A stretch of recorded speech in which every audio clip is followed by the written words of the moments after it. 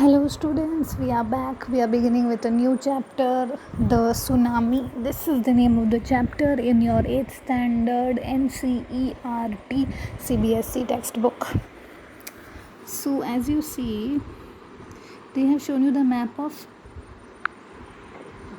Andaman and Nicobar Islands, and they are saying read the sentences below, rewrite the incorrect ones after correcting the mistakes. So, you have to look at the map and try to answer these questions. For example, the first sentence is Katchal is an island. So you look at Katchal. This image will be more clear to you in the textbook, or I will send you the PDF format so you can look at the map of Andaman and Nicobar Islands and you can answer these questions. So what is the tsunami? Let me explain to you with the help of video. Power when they get... Hi, I'm Emerald Robinson, and in this What Is video, we're going to discuss Earth's most powerful waves, tsunamis. A tsunami is a series of fast-moving waves triggered by an underwater shock. Tsunamis are usually caused by earthquakes or volcanic activity, but landslides or underwater explosions can also be the cause. Tsunamis were once called tidal waves, but this name isn't very accurate because tsunamis aren't related to the Earth's normal tides. Instead, tsunamis form when water is somehow displaced by force. Let's look at an example. Shifting lava beneath the Earth's crust can cause the ocean floor to bulge and then suddenly flatten. As this occurs, energy is released into the water, creating a series of waves. In deep water, the waves have a small height or amplitude, a very long length, and move at an extremely high rate of speed, up to 500 miles per hour. Because these waves are usually less than a foot high, tsunamis are barely noticeable at this stage. Tsunamis gain their power when they get close to shore. As the water gets shallower, the rapidly moving waves are forced to suddenly slow down, and the energy that has been carrying the tsunami causes the wave to increase in amplitude. Most tsunamis reach heights of about 10 feet, but some can be up to 100 feet tall. When a tsunami makes landfall, it usually takes the form of a sudden and rapidly rising tide that moves at about 50 miles per hour. Tsunamis are very unpredictable. Not all undersea earthquakes cause tsunamis, and about 75% of tsunami warnings turn out to be false alarms. Still, scientists continue to monitor areas of high earthquake or volcanic activity, such as the Pacific Ocean's Ring of Fire, where about 85% of the world's tsunamis occur. Their studies will improve our ability to predict these natural disasters and efficiently warn areas at risk. Now I will show you how tsunamis have affected different areas. Okay, give me a minute, please.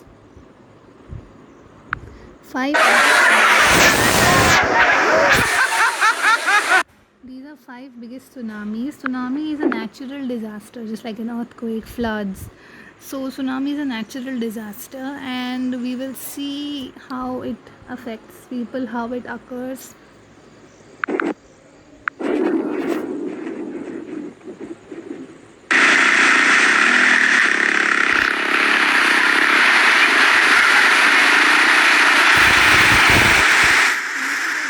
It washed away everything. These people were wondering it's just a high tide or just a wave, but it's not just a wave.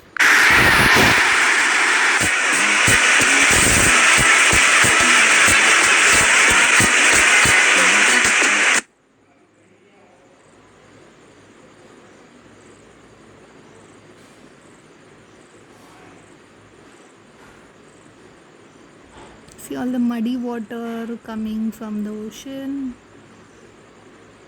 Soil erosion happening. See this man. He's trying to capture it on the camera. Such a foolish man.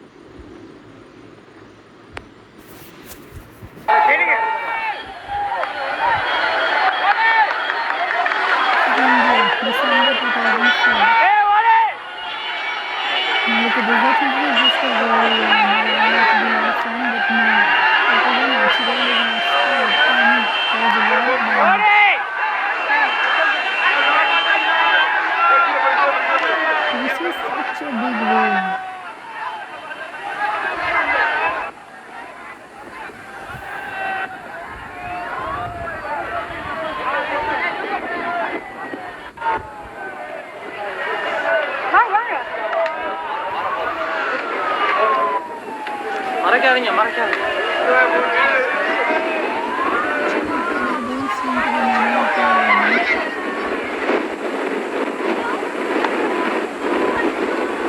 It's coming. Tsunami wave is coming.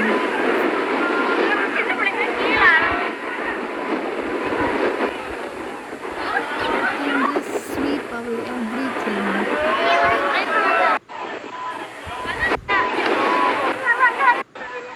You can get much control.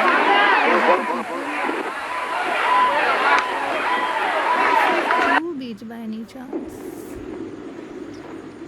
Number 2. 船も堤防を越えるかもしれない。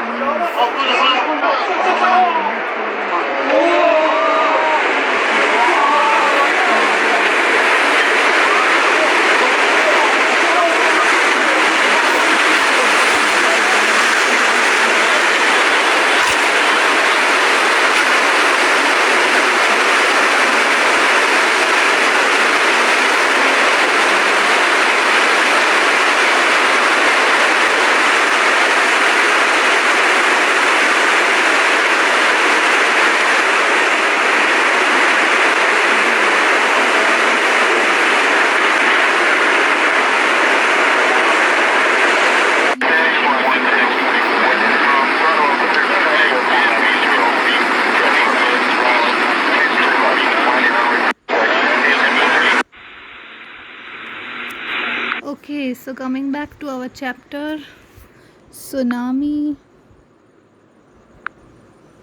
So in our textbook, they are telling us about a tsunami. So in this chapter, they are telling us about a tsunami and how it has affected few lives. They are telling us about few lives, but a lot of lives have been affected. The stories of few people from Andaman and Nicobar. A tsunami is a very large and powerful wave caused by earthquakes under the sea. So an earthquake under the sea causes this tsunami. I'm sorry, the word got tsunami. Is caused by an earthquake. So there's pressure under the sea. So this is what happens. On 26 December 2004, a tsunami hit Thailand and parts of India. I showed you this one? Yeah, Thailand one. Such as the Andaman and Nicobar Islands and the Tamil Nadu coast. Here are some stories of courage and survival. So how the people have survived is explained here. These stories are all from the Andaman and Nicobar archipelago. Archipelago means, look at this, sir, a group of many islands and the surrounding sea.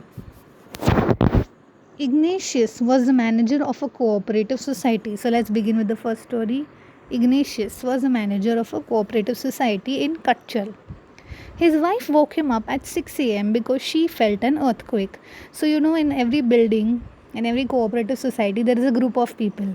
Treasurer, secretary, manager, and so on and so forth. So Mr. Ignatius was the manager of a cooperative society. His wife woke him up because she felt an earthquake. You all must have felt an earthquake at some point of time. It's like everything's just shaking. And Ignatius carefully took his television set off its table and put it down on the ground so that it would not fall and break. So the first thing he went to save was the television.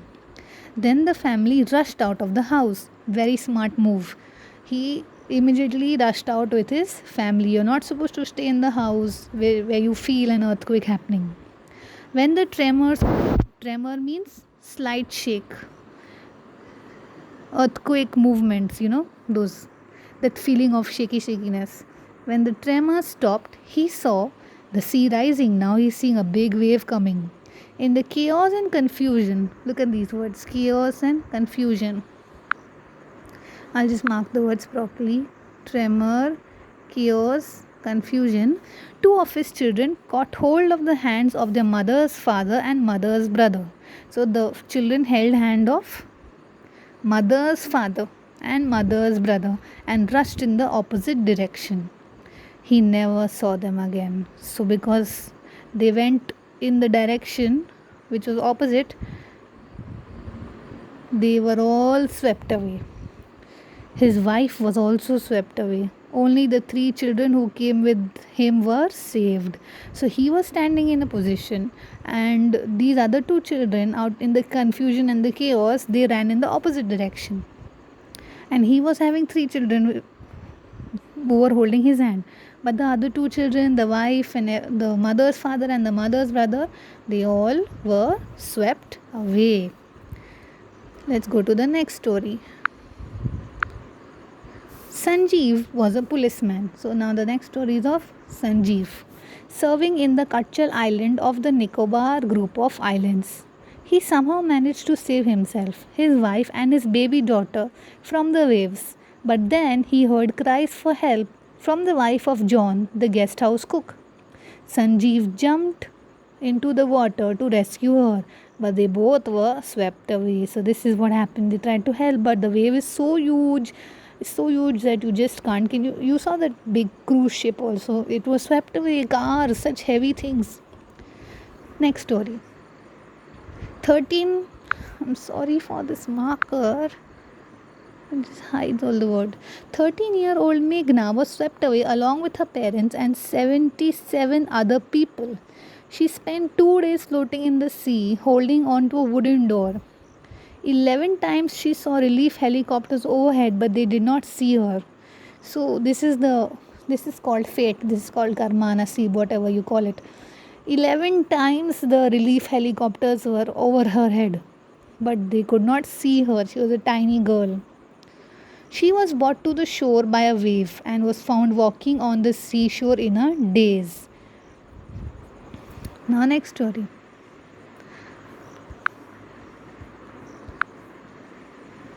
Almas Javed was 10 years old.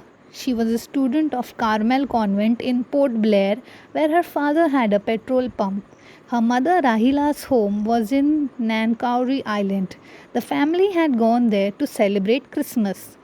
When the tremors came early in the morning, the family was sleeping. Alma's father saw the sea water recede. Recede means move back from where it was. So what happened to Almas was, when they felt the tremors, I told you tremors in this page.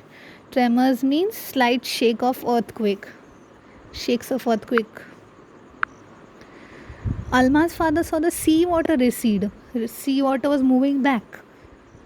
He understood that the water would come rushing back again with a great force. So the water was going back and it would come with more force. He woke up everyone and tried to rush them to a safer place. As they ran, her grandfather was hit on the head by something and he fell down. Her father rushed to help him. Then came the first giant wave that swept both of them away. So he went to save the grandfather, and that grandfather and son means he was his father, Alma's father. Grandfather and Alma's father both were swept away. Alma's mother and aunt stood clinging to leaves of a coconut tree, calling out to her. A wave uprooted the tree. Now look at the support they were taking off. They were not taking the support of something strong. They were hanging on to the leaves of a coconut tree. How strong can the leaves of the coconut tree be? But the tree was uprooted. A wave uprooted the tree. Uprooted means it took the whole tree out with the roots. Almas saw a log of wood floating. She climbed onto it. So Almas was a little sensible person, or rather she found something that was strong. She climbed onto it, then she fainted. Fainted means chakkar aa gaya. When she woke up, she was in a... We will continue this chapter next time. So now you have stories of Ignatius. You have story of Sanjeev, Meghna, Almas, Javed. Okay. I would want you to go through this chapter, and I'll see you next time.